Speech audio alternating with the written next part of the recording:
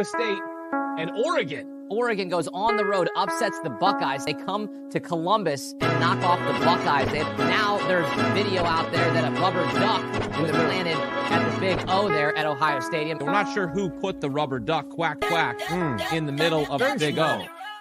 First of all, what happens is your body controls the mind. Your body tells your mind to shut down. And when you shut down, you lose the day. The edge is not going to the edge to say, I'm average, I'm good for the day. We got enough elite players, they should be dragging guys to be elite. It doesn't stop being average. It begins to be elite when you can cross the line. Today is that kind of day. You can feel it. You can sense it. That guy said, my body is sore. My mind is hurting. So I'm going to shut down today. We got a chance to do one thing that every team in the country can't do. We got a chance to step up, man. We got a chance to step on the ledge, you know what I mean? And to me, I think it's a free fall. To be elite, you got to take a free fall. That means you can't be afraid to go to the edge. And coach said, jump. He said, how far, coach? Where you want me to go? Every guy got a chance to do that today.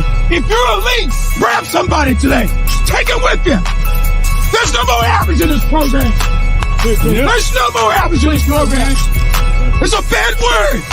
Not in this program.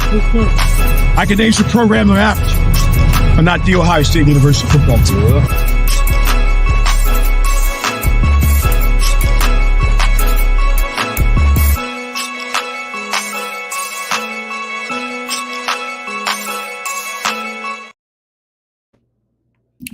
Good morning, good morning, good morning. We are back for another episode of the Buckeye Roast. I'm your boy Ron James here with my guy QP Ski. Q, how you doing? I'm here. It's Friday, one day before game day, and it's early, so all the good stuff. I'm surprised you made it, honestly. It's very honorable for you to be here. I thought we were going to get a very special show today. We've always talked, everybody knows Q is 3 hours behind. I do this show from Pittsburgh. Q does this show from Arizona. Q doesn't work on Fridays sometimes, and I always said, hey, just stay out. Stay up, have a few extra drinks once you get back from the bar, and wake up and don't even wake up. Just stay up and do the show. And we almost got one of those last night. How much sleep did you get?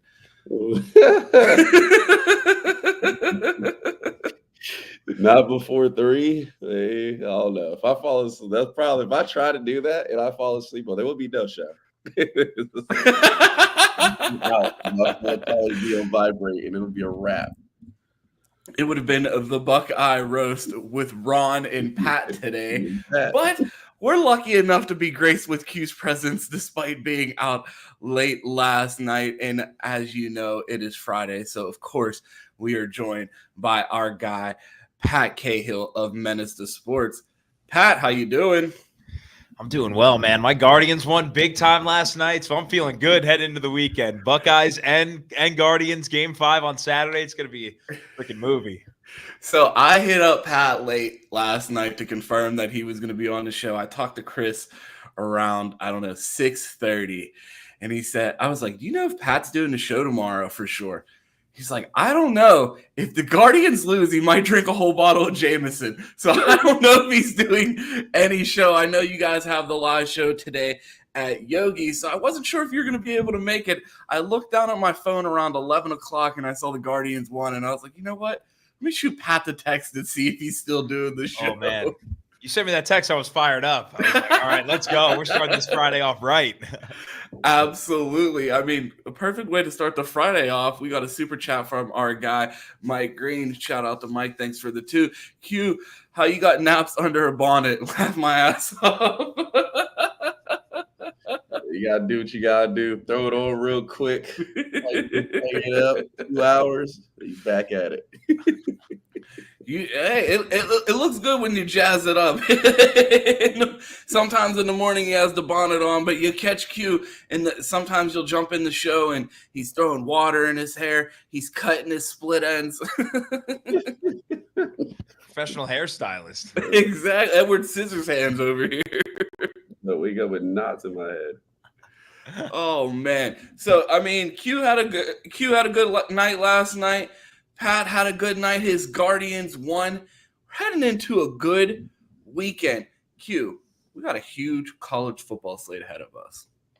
Yeah, that we do. But before we get into that, like I said, everybody go ahead, like the video.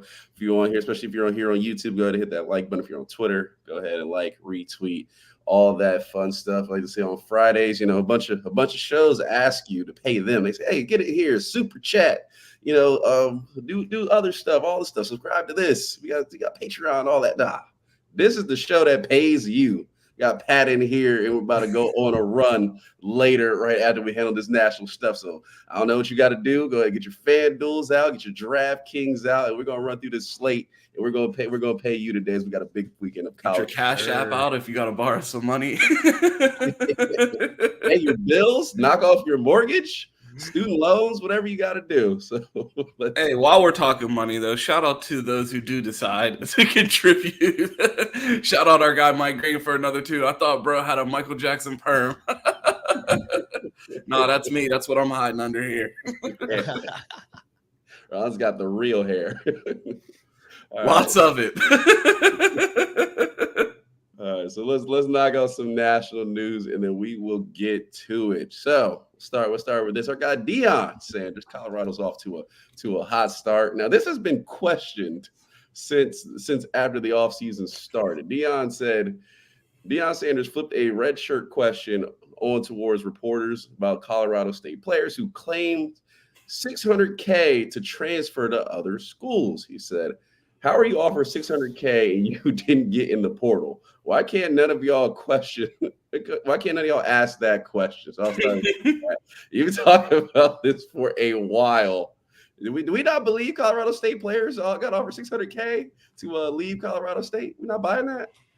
Absolutely not. I mean, why would you stay at Colorado State if you got offered $600K to go develop at a better program? I mean, the only reason you go to a school like Colorado State is to ball out. And then if you do, you hope that you get that bag from a bigger school, a bigger program that'll develop you more into an NFL caliber type of player. So you're giving Colorado State way too much credit. You said guys go to Colorado State to ball out. Guys go to Colorado State to get high. Like, what are we talking about? I'm saying they go there because they couldn't get a bigger offer. So yeah, let me ball out at Colorado State and then get a bigger deal. I'm just messing with you. Yeah, I mean, $600,000. Who's saying no to that? I mean, anyone's leaving. Most of us are leaving our jobs for $600,000, let alone Colorado State, and especially to go right down the street to Boulder. Like, it's not even like, oh, go across the country. Like, you've already committed to living in Colorado for the next 4 years, going to college. Why not make $600,000 at Boulder? I mean, yeah, it was Kansas State that they said they had got offered. Will Howard had left, and they were looking for the Colorado State quarterback. The wide receiver said, "Yeah, I got offered that too to go wherever." So Deion finally called it out, as he would say. So I guess we kind of put that one to bed. But yeah, no one's buying. They got offered $600K. Our guy Chris said it's called tampering. I was in a space last night, and I heard a Miami fan say a guy entered the transfer portal yesterday and already has a top 7 out. How's that work? What's crazy, too, is the Colorado State quarterback was like so mid last year, too. He only completed 62% of his passes, 22 touchdowns to 16 picks. Like, there's no way schools were jumping at the, jumping out, throwing $600K at him. Dude was very average. 16 picks. When's the last this time? This year, he only has 4 touchdowns and 4 picks. So it's like. When's the last time someone threw 16 picks at Ohio State? Like, people say we ran Cal McCord out of here. That would have been a Hall of Fame season at Colorado if he went and put that up there. I mean, you look what he's doing at Syracuse, 16 picks. It speaks to the standard at Ohio State, and clearly we're competing for different things than Colorado State. Yeah, you wouldn't play enough to throw 16 picks at Ohio State. You would have surely caught the hook. What would you try? All that you have to do with the bookie would be like, just put me on 15 picks for the season. I might try and keep this done in that game, but they won't let me play no more. Not even in backup time. That'd be the lock of the year, betting on the under 16 picks by an Ohio State quarterback. This is another one of those instances where Ron's creating his own lines. Ohio Ohio State to cover 20 as they're a 40-point favorite. Ron's Casino, where Ron sets all the sports bets lines and we play single deck blackjack. I like this casino. It's this casino for the people. You ever watch Vegas Vacation? Where they go in there and just like pick a hand? That's what they bet on. No. I haven't Oh seen my any. God, you gotta watch that scene. They go up to this one guy and it's like pick a number between 1 and 10. He's like 4, 7. You lost. You have to watch Vegas Vacation. All right. On my list. All right, moving on. We got Mark Ingram weighing in on Alabama this early season. Mark Ingram says the Crimson Tide defense is in crisis mode after the last 6 quarters. Bama, quote, Bama defense is in crisis mode right now. The last 6 quarters, 67 points, 784 yards. Opponents are converting third down at a 54% rate. They also have 10 20-yard plays. My question, where's your confidence level in this Bama defense? I don't think anybody believes Bama is done this season. Obviously, we know SEC, they give you a game to lose. You know, that comes with your schedule. Oh, here you go, +1. If you lose one, we'll forget about it. But this Bama defense is certainly in trouble. They got Texas coming up. Pat, I'll start with you. Where are you at with this Bama defense right now? If it's 1 to 5, how concerned are you? I'm gonna put it at like a 3. I'm not overly concerned, but I'm definitely concerned. They've had 6 really bad quarters in a row, but I'm also not going to forget the first 2 quarters of that Georgia game where they dominated on that side of the ball. And part of it was Carson Beck made some terrible decisions with the football, and it took him a while to get going. But I don't think this Bama defense is totally fraudulent.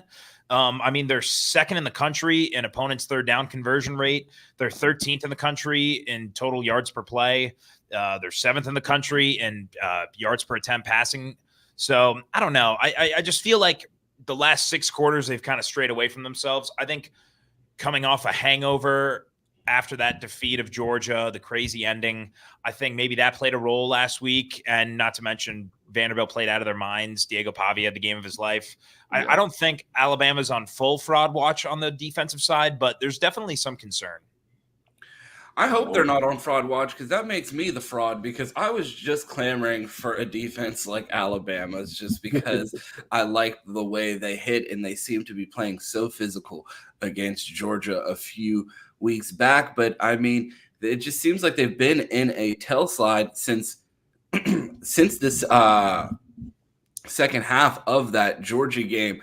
I would probably put my concern level at a 4.5, not necessarily because I don't believe in the talent, but I don't know if they're ready to play at that level consistently with the struggles that we're seeing them have. And when you look at this schedule that Alabama has coming up, South Carolina, at Tennessee, versus Missouri, at LSU, they have their cupcake against Mercer, they're back at Norman, and then they wrap the year against a rival. And we saw how spooky things got last year against Auburn. So that's never one that you can just chalk up as a win. So I think the panic button, they should be ready to press it any second now with the way this defense has looked for 2 weeks, and then the schedule that they have in front of them. They have a lot of things to figure out and not much time to get it done. Oh, facts. It's hard for me to put faith back in Alabama's defense after the shenanigans I saw at the end of the game against Vanderbilt. Jesus, man. That would never happen at a Saban program. I'll just tell you that much. Unbelievable. Malachi Moore damn near plays safety all the way up to the line of scrimmage just to kick the ball. It has to be the funniest thing in the season. If they have a one-shotting moment at the end of the playoffs, that play has to be on there as the funniest moments he used to do. Quick question: Do you think we get a better crash out moment at the end of a game this season than him kicking the ball at Vandy? No. Oh, that wins already. Oh man, that is. Where do you rank that versus some of the crash outs we've seen from Ohio State? The double bird on the way out, the quitting in the middle of the game. Like, I think that's probably an all-time. Like, yo, fuck this, I'm done. Like, in the middle of the game, like I've seen enough. It's like that Bills player that retired at halftime. Or Antonio Brown. Yeah, Antonio Brown quitting in the middle of a game. Oh my God! Yeah, I because the Ohio State one was not on camera. I mean, that would have potential to quitting in the middle of the game is it's crazy, and throwing your gloves into the stands, probably hitting somebody, probably would have been a little bit funnier. But yeah, as far as the ones I've seen on camera, that's probably one of the worst that I can remember. Yeah, man, that shit is too funny. Absolutely. It was even better when he told the back of the sub that was coming in to just get off the field. You're not coming in for me. Oh man. Okay, so I have the list of the most watched games this season. So I'm gonna give you the top 5 right now, and then I got a question for you, and this is for y'all in the chat. Okay, so the most watched game this season, number 1 is Georgia, Alabama, 11.98 mil. Texas and Michigan was number 2 at 9.3 mil. LSU versus USC at 8.6. Notre Dame versus Texas A&M at 7.9. And Clemson versus Georgia, I forgot that game even happened, at 7.6 million. My question for you is, Ohio State travels to Oregon this season. We know the Big Ten ratings is what pays, is why they make so much money. Where do you think? Give me a ballpark or a number. Again, Georgia was at 11.9 and Texas, Michigan was at 9.3. What number do you think Ohio State, Oregon will do? I'll start with you, Pat. What do you think the number they'll do on Saturday? Night game, Auxin Stadium, a lot on the line. So I want to say it'll clear that Georgia-Alabama number just because I think Ohio State, the numbers follow. I mean, every year Ohio State, Michigan, or most years Ohio State, Michigan is the number 1 watch game. And I feel like with the magnitude of this game, the first, Big Ten, really true Big Ten matchup for Oregon, plus both teams being undefeated and ranked in the top 5. I feel like this has a chance to beat that Bama Georgia game. My one concern is how many people are going to be watching the Guardians instead at 8:00 on Saturday night. I mean, that's my one concern. I was gonna say that exact same thing. The Guardians start at 8:08, and I got a message for the MLB. They're about to learn about the Buckeyes because I promise you, people are gonna be watching the Ohio State game. The game was scheduled to be at 4:30, and because the Yankees won last night, and there's not a Game 5 of the Yankees-Royals series, the MLB is flexing the Guardians game from 4:30 to 8. And I'm like, you got to be kidding me! It could be the perfect. Who gave them that idea? 30 Ohio State. I feel like they're going to regret that decision. 100%. Like, I don't know if they're going to draw in the national audience and then you're going to have your regional audience. I think that's a poor decision. I still think the Buckeyes find a way to become the most watched game. I mean, am I out of my mind to say this could flirt with like a 14 number? I mean, that would be. I don't think so. I think what did Ohio State, Michigan did 15 million last year? Yeah, so I mean, I wouldn't be surprised if Ohio State takes 2 of the top 5 games, most watched games this season by the end of the month. It was 19 million last year for Ohio State, Michigan. Yeah, so this Oregon game, I would imagine flirts with 14-3 maybe, and then the Penn State game. I mean, that game could be even bigger. I saw a clip, and we don't have this in the show notes, but I want to get your thoughts. I saw a clip on YouTube the other day. It was either Josh Pate or fake Josh Pate. JD, pick one of those two. One of the JPs that talk about college football presented a scenario where Ohio State versus Penn State could be a 1-2 matchup. That'd be actually crazy. Penn State has to get it done at Wisconsin. Texas plays Georgia before that game. Is there a scenario where we get a 1-2 matchup in Happy Valley, Ohio State versus Penn State? How crazy would that be? That would be wild. I mean, Penn State's currently sitting at 4. Texas is at 1. Ohio State at 2. Oregon loses to Ohio State. Texas goes down to Georgia. Ohio State, Penn State slide up to 1-2. Jeez. Dang, at Happy Valley, yeah, that game would be out of pocket. I'm not gonna lie. That'd be a crazy atmosphere. I can only imagine the tailgate before that game. It would be insane. That Happy Valley is no joke. I went to school for 1 year there, and it was wild. I went to a state school in Pennsylvania, but I did make a few trips to Penn State to party in college, and different. It's different up there. Oh yeah. Oh, I'm mad. I almost made that trip. It's one of my deep regrets. my university studies.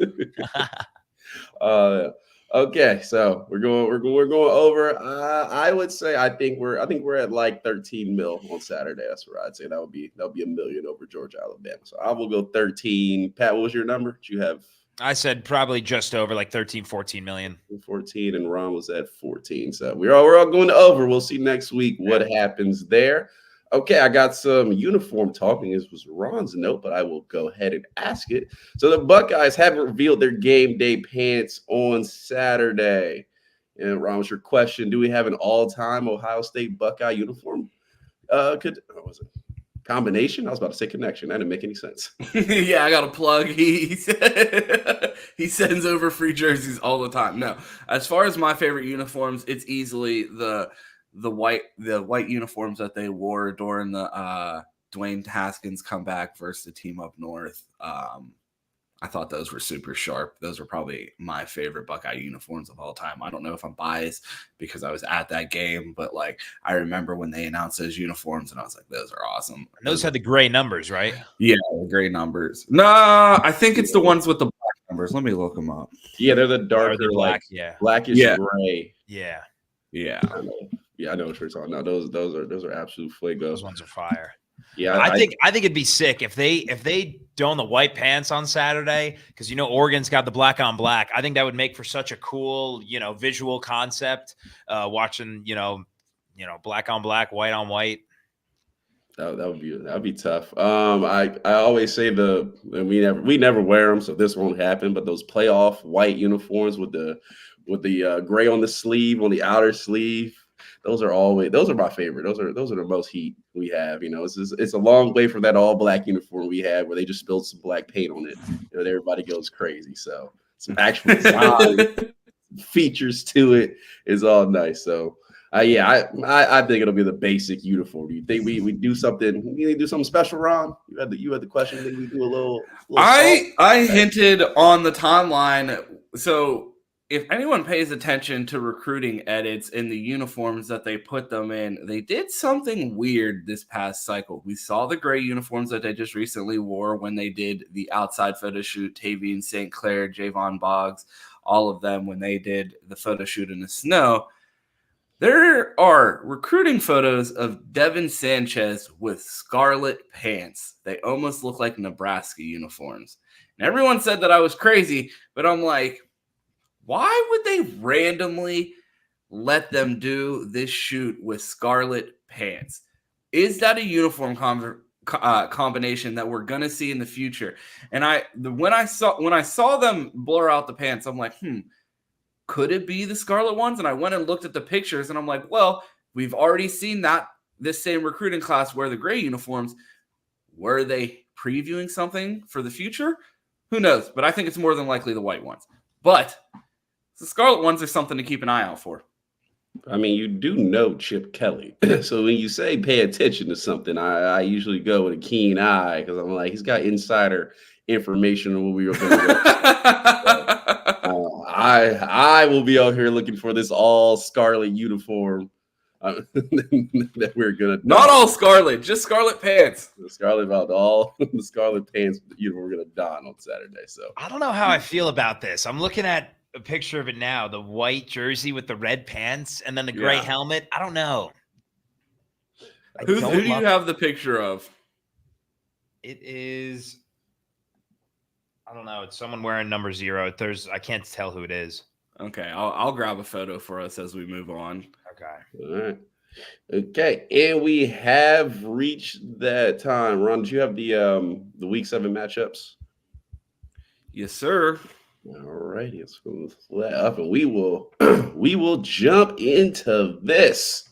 So everybody, just to let you know, this is the time of the show where go ahead and log into your accounts, pull the FanDuels out, DraftKings, whatever you have. It's time to make some money. Yeah, Q Sportsbook. Please just Venmo me, and don't worry, you'll get your money back eventually. Did we do our housekeeping? Did we shout out the first chat of the day? I don't believe we did. I was still asleep then. So we have 150 people watching. If you're watching on Twitter, make sure that you retweet that video. It helps us a ton. If you're watching on YouTube, make sure you smash that like button. A big shout out to Emily. She was the first one in the chat with an OH. If you guys want to throw an IO in the chat for us, thank you to Emily. Shout out to our members. I see Charles, I see Posh in here, and of course shout out to our guy Mike Green for the super chats. Our graphic is still loading, but you can get started with the games. Yeah, I'm gonna run this down. So week 7, in case you were wondering why there's such a big weekend in college football, I will start at the bottom.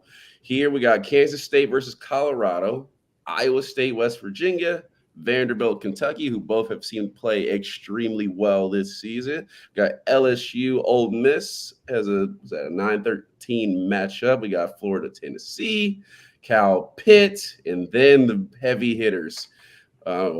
Alabama, South Carolina's in there too. So let me say that before. And then the heavy hitters. We got Texas, OU. I think Texas has lost, 8 out of the last 11. So let's see if they can change that around. We got Penn State at USC. And, of course, Ohio State on the road against Oregon. So let's start here. Pat, it's your time to shine. So I'll start with Ole Miss, LSU. We have Ole Miss favored by 3.5. So Ole Miss minus 3.5 going to LSU on Saturday. This LSU team has been a little all over the place, but they're playing some good ball. Ole Miss took a loss, but we're still pretty confident Jackson Dart's going to put up points. Where are you at with this minus 3.5 spread? So it's a night game at Death Valley, and they're underdogs. I'm leaning LSU here. I think that atmosphere is going to be rowdy. Brian Kelly has Lane Kiffin's number in their career. They've squared off 5 times, and Brian Kelly has a slight edge, 3 wins to 2 losses against Lane Kiffin. But the big thing that I saw that jumped out to me this week was so in Kelly's career as a coach, when coming off a bye week, as LSU had the bye last week, he is 15-2 straight up and 12-5 against the spread, playing at home on extended rest. That's a very, very strong resume right there. 15-2 straight up, and they're getting points at home. Night game, Death Valley. Give me LSU with the points. LSU plus 3.5. Ron, where are you putting your money at this weekend? You got LSU, you got Ole Miss. Let me know. Oh man, I don't know. I'm not big on LSU, but at the same time, I can't get over the fact of Cam was here when Ole Miss took their last loss, and all he kept saying was, I told you Ole Miss is a fraud. I told you Ole Miss is a fraud. These 2 teams are the 2 examples of Cam saying that these are the 2 most SEC-inflated teams. That we only talk about these teams in this nature because they're in the SEC, and was comparing them to some of the top teams in the Big Ten. He's like, how much better do we know that these teams are than Indiana, Illinois? Like, they have the logos, and I'm not sure because I think both of these teams are masquerading as top 15 teams, and I think both of them are closer to top 20 teams, top 25 teams, not as highly ranked as they are. I'm going to lean Ole Miss just because LSU has just struggled defensively for the past 2 seasons, and I think maybe Lane gets it on track. I don't know. This feels like a Bozo Bowl. Like, either one of these coaches could blow this. All right, there you have it. You were taking Ole Miss. I will throw my money. Weird things happen when you go to LSU. The team just sometimes it's a big time game and they just seem to turn up, even though other times in the season they may look like they do not belong. So I will put my money on LSU this weekend. So there you have it. If you take smart money with Pat, go ahead and bet LSU on that. If you believe that Cam moonlights at Ron's house only when Ole Miss is about to lose, money on Ole Miss for that. All right, moving on. The most exciting team to watch in college football, Colorado always makes the to-watch list this weekend. They have Kansas State. So Kansas State, a team that sometimes has shown up and played well and sometimes has not. As we know, the Big 12 is crazy. Kansas State is minus 4.5 against Colorado this weekend. So, Pat, I will start with you. you mistakenly did not bet against Colorado on our Friday show, and they came out and said, you know what, Pat, we got something for you. We're gonna go up and score first couple drives and make you bet on us for the rest of the game. So Colorado plus 4.5, Kansas State minus 4.5. Where are you at this weekend on this game? So I know I picked against Colorado last time, and so this will be the 11th time since Deion's taken over at Colorado that the Buffaloes will be underdogs. In their 10 previous matchups as underdogs, they've only won straight up twice. One of them being against UCF 2 weeks ago, or sorry, last week. But the other game was when they beat TCU last year. And we all know what happened in that Oregon matchup the week after that. Lost by 36 in their next game. Give me Kansas State minus 4.5. I don't trust Deion. He is doubling down. Ron, I will pass it to you. You've been on the Travis Hunter bandwagon all season, all decade. It seems like. Does Travis Hunter say, hold my beer and get it done this weekend and cover the spread? Or are you rolling with Kansas State at minus 4.5? I hope so. Like, I'm rooting for Colorado. I mean, just for the narratives, I have to root for it because it feels like the Big 12 is wide open. I mean, look at this other big time matchup, Iowa State, West Virginia. Like, we've seen West Virginia lose to Pitt. We've seen them get embarrassed by Penn State. Like, I think the Big 12 is wide open, and I feel like the national media wants to downplay this Colorado team as much as possible. And I think they have an opportunity, and I'm rooting for it. Is it going to happen? Probably not. I'm not the best one to get betting advice from. I'm betting with my heart here. I'm going with Colorado. Yeah, there you have it. Okay, so Colorado, Kansas State. I famously took Colorado last week. Kansas State lost their star quarterback, Bill Howard.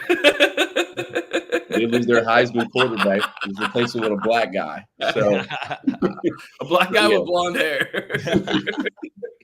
So I famously took Colorado weeks ago. Travis Hunter hit me on the DMs and he said, I watched the show. I got your back on this one. I am rolling with Colorado again. They've already had their blowout game this season. Nebraska's already proven that. If I know one thing, Shedeur and Travis Hunter are going to come up and make a game close and make it exciting. So I am going to go. I think it's going to be a field goal game. And either way that goes, Colorado covers the spread. I'm taking Colorado plus 4.5. So smart money tells you go with Kansas State minus 4.5. But if you are on the bandwagon, go ahead and press Colorado. Let's move on. Smart money tells you to fade Ron this entire segment. It is. Smart money is always fade me or Ron or both. Take that advice. All right. Alabama, South Carolina. Alabama famously got blasted last weekend by Vandy.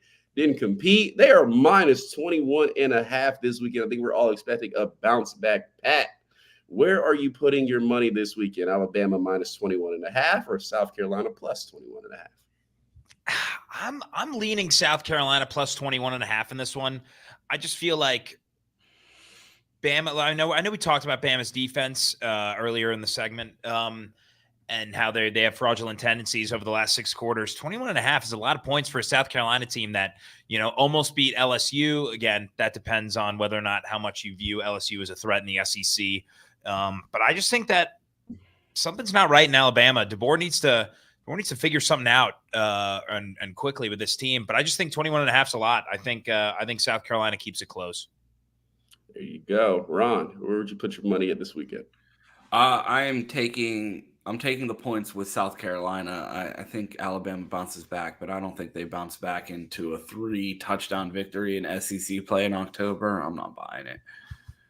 There you go. Yeah, I think for the first time, we all agree. I will take South Carolina too. They've played extremely well on certain weekends. I think Bama does bounce back. I think they win competently, but 21.5 is just a lot of points to cover. So I will take South Carolina plus 21.5. So all three, smart money and dumb money, tells you it's South Carolina plus 21.5. Can't lose. We can't lose. I saw another stat too that so top 10 teams off of a road loss of 14 as a 14 or more point favorite are just 9-17 against the spread over the last 26 matchups. So history says to take South Carolina with the points.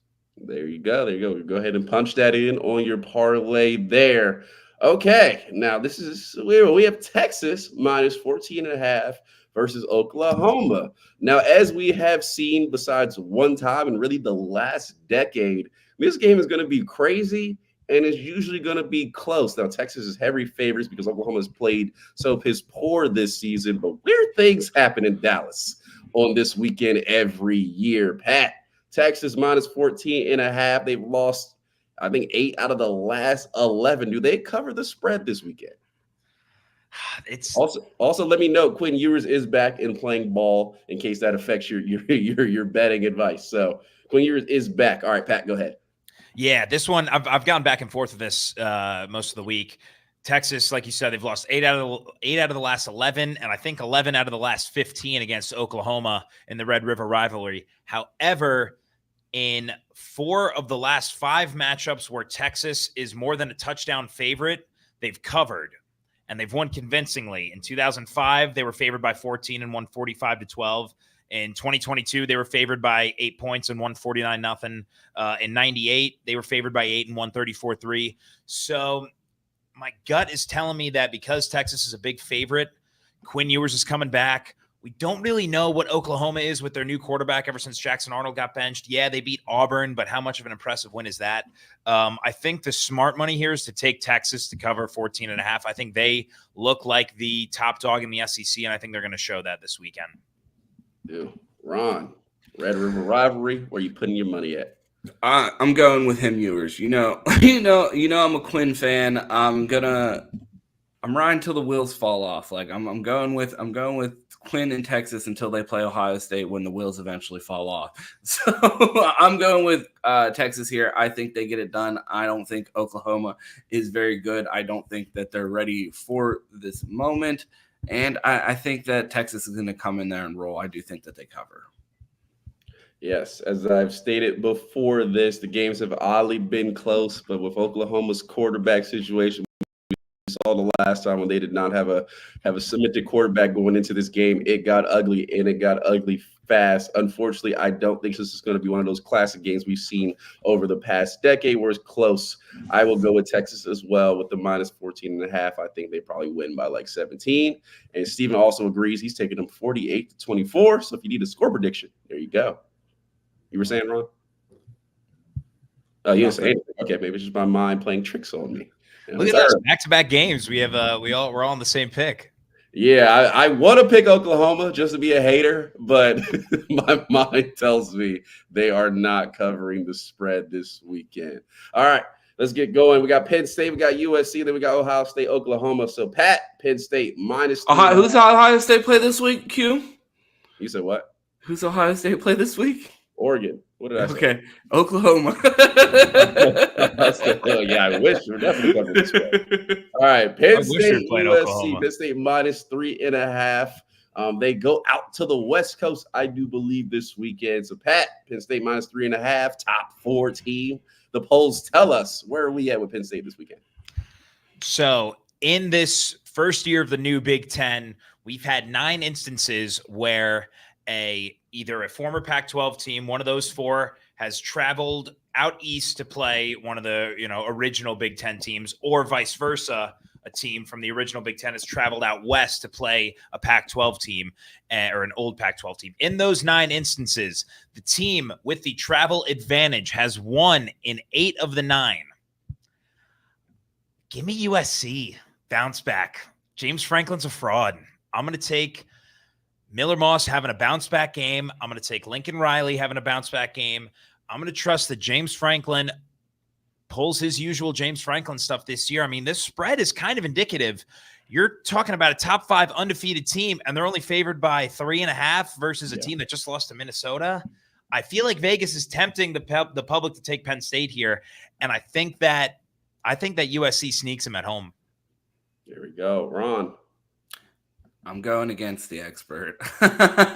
Again, rooting with my heart. I think I want to see the 1-2 matchup: Penn State, Ohio State in Happy Valley. Pat called James Franklin the fraud. I think Lincoln Riley is one of the biggest frauds in college football. One thing that James Franklin does that he doesn't get enough credit for is he wins the games that he's supposed to win. No one expects James Franklin to beat Ryan Day. No one expects James Franklin to beat Jim Harbaugh. But every other game goes out there and wins. I mean, they, for the most part, have a solid bowl record. They did drop one to Ole Miss last year in a bowl game, but Ole Miss, decent team last year. They had a really good running back. I don't know if you guys have ever seen him. And then I don't think they've seen him at all this year either. But I think Penn State's a physical team, and Pat gave the statistic about Big Ten and Pac-12 teams playing against each other. One thing that we've seen too is Big Ten teams have been able to push this USC team around, and I think that Penn State goes out there and puts hands on them, and I think they're going to be able to run the ball and out-physical the pretty boys in LA. All right, and I don't know. This is a tough one. I'm going to roll with Penn State here. I usually would pick USC, but something tells me Penn State is just that much different this season. I don't know what it is. I just feel like they're playing better ball, and I got a little more confidence in them. Maybe it's Julian Fleming going out there and taking care of business week in, week out. Maybe that's what it is. I don't know. But I'm feeling Penn State this weekend, so that's where I will take the -3.5, and let's see if we get that 1-2 matchup. All right, the game we've all been waiting for, Ohio State -3.5 on the road. Oregon's wearing all black. Ohio State is wearing red pants, according to Ron, with a white top. A lot of things going on. While we're here, let's look at this picture. I have it. These are the uniforms we are referring to. Wow, leaked live on Best Day of Media, Ohio State's uniforms this weekend.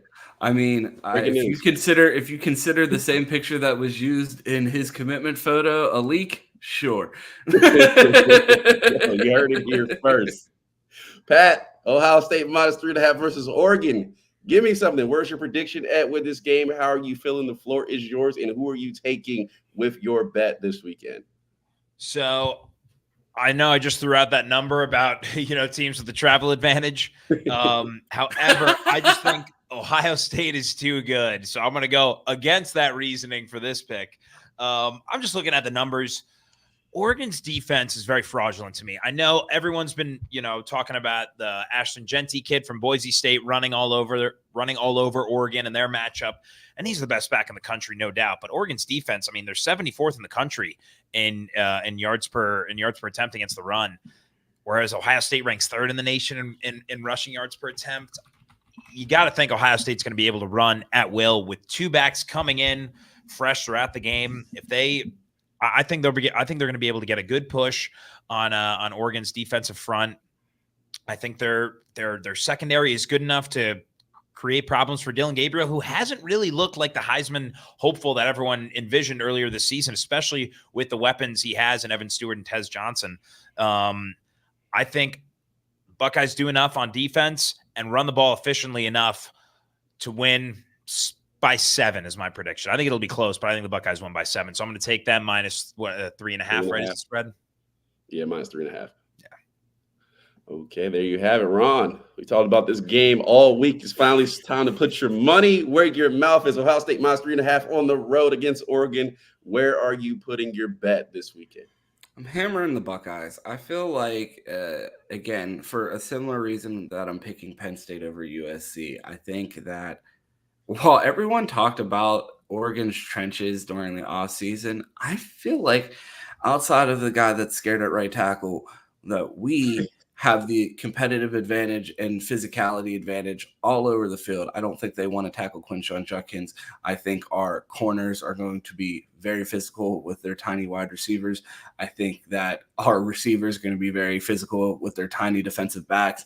I feel like this is going to be an opportunity for Ohio State. You know those games like where they talk about Alabama back in the day when they'd get off the bus and the Giants would just continue to flow off the bus. They say the first one's off. Those are usually the big giant offensive linemen. And then they start to get smaller in Alabama. It's just they're walking out of a 3D printer of elite 5 stars. And I feel like the Buckeyes are going to have one of those teams in comparison when it comes to the size and athleticism. I mean, you brought up guys on the outside like Evan Stewart. I mean, what has he really done this year?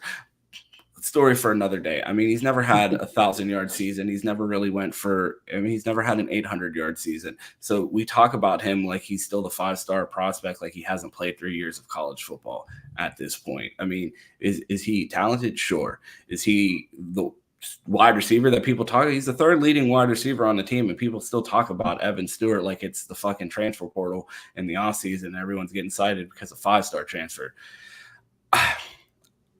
I think this Oregon team is good. I think this Buckeye team is better. I'm rolling with the Buckeyes. All right, Ron is taking it. And for myself, talked a lot this week about this game. I was going to take Ohio State. Then Ron brought up Evan Stewart. And I'm like, oh, yeah, I forgot he's playing. Got to take Oregon. Evan Stewart's checking into the game. Most definitely. I do not believe it's a blowout this weekend, but I do believe Ohio State is going to take a stronghold in this game if it's early in the second half and push it out to probably I say a double-digit victory. I'd probably go 10, 13-ish. I feel like Ohio State will control the game, but we will see if anything crazy happens. But right now, I am definitely hammering that Ohio State -3.5. I believe FanDuel has 100% profit boost. So go ahead and check that. Shout out to our guy, Dave Biddle. He did point that one out. So you can even get more money on that bet.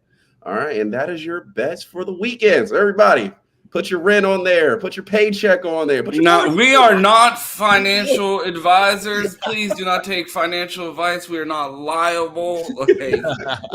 If you want to gamble your money, if you'd like to throw away your money or light it on fire, we have these things called super chats and memberships. Go ahead and donate to the cause. This is not advice. This is a guarantee. This is a lie. By the bank of Ron James. Our lawyer's crying right now. Pray for Gmo. And remember, if any of the picks lose, we don't suck at gambling. The players suck at playing. I'm not bad at this. They're bad at what they do. You know what somebody told me? They were like, I only bet UFC. Why? Because if my guy wins, I win money. And if he loses me money, he gets beat up for it.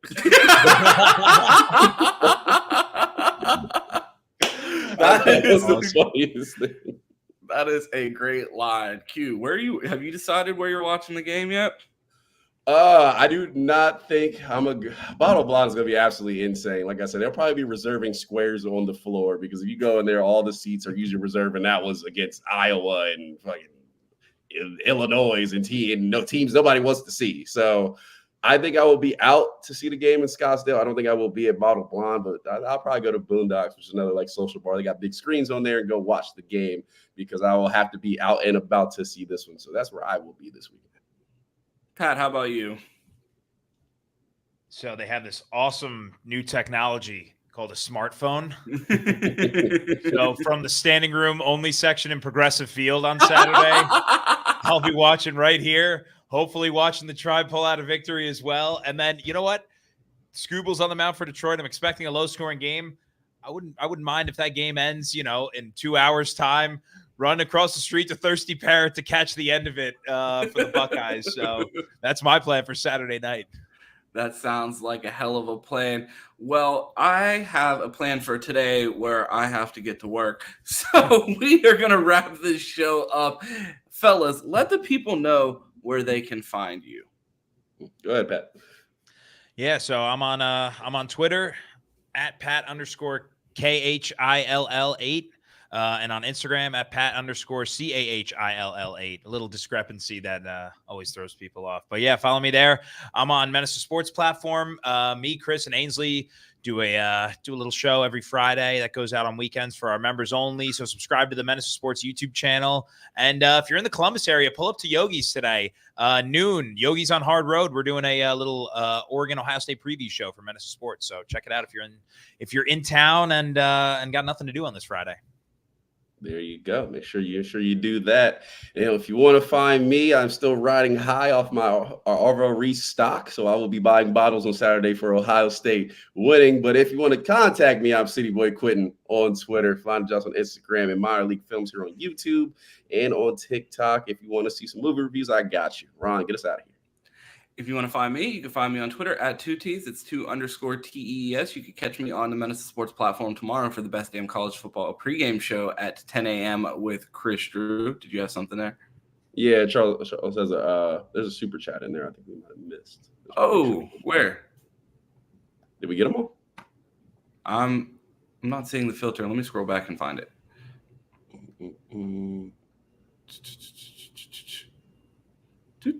Oh, I did miss it. Nas Little Red Dragons versus Hubbard in the playoffs. Amari Thomas, #1 edge in 2023. So shout out to the Nas Little Red Dragons. I believe that's who we are. 2030. Huh? 2030? 2030, not 2023. Oh, yeah, 2023. That'd have been a crazy. That'd be. She's already in college.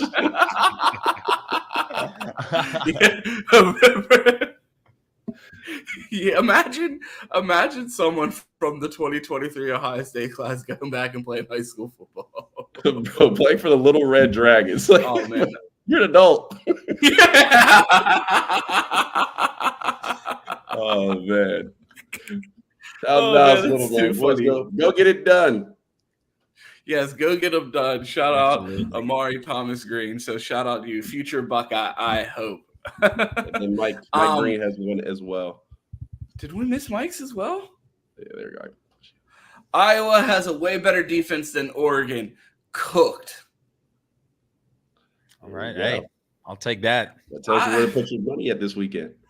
Absolutely, bro. I'm doing it, bro. All right, I hate to point the blame, but I blame. I absolutely blame StreamYard for that. There is normally a tab that sorts our super chats from our normal chat and filters them over immediately, and they're in a separate tab so we can see them and they pop up. And that feature appears to have been removed currently. So I am sorry about missing those, but shout out to Charles, shout out to Mike, shout out to the members, shout out to Emily for being the first one in the chat.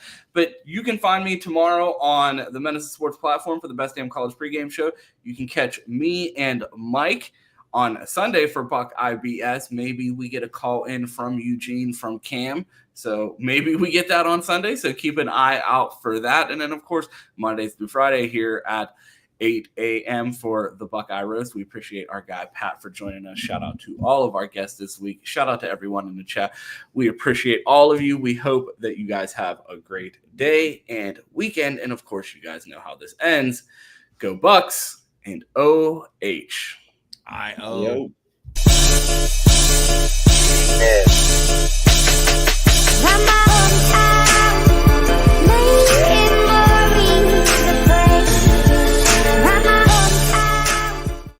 Ohio State and Oregon. Oregon goes on the road, upsets the Buckeyes. They come to Columbus and knock off the Buckeyes. Now there's video out there that a rubber duck was planted at the Big O there at Ohio Stadium. We're not sure who put the rubber duck quack quack in the middle of the Big O.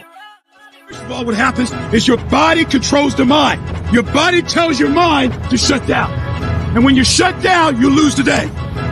The edge is not going to the edge to say, I'm average, I'm good. I'm good for today. We got enough elite players. They should be dragging guys to be elite.